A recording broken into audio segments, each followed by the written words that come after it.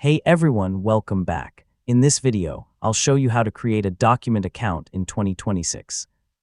If you want to generate professional documents automatically using templates and data, this guide will walk you through the account creation process step by step. First, open your web browser and visit the official Documint website. Once the homepage loads, click the Sign Up or Get Started button to begin creating your account. Next, enter your email address and create a strong, secure password. Depending on the available options, you may also be able to sign up using your Google account for a quicker registration process. Now click Create Account or Continue. If Documint sends a verification email, open your inbox and click the verification link to confirm your email address.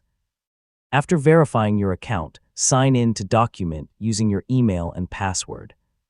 You may be asked to complete a short onboarding process by entering your name, company details, or selecting how you plan to use the platform. Next, choose a subscription plan if prompted.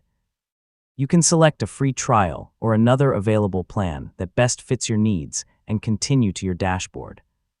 Once you're inside your account, take a few minutes to explore the dashboard, templates, and settings. You can also connect supported apps or upload your own templates to get started with document automation. And that's it. You've successfully learned how to create a Documint account step by step. And don't forget to like, share, and subscribe for more helpful tutorials just like this.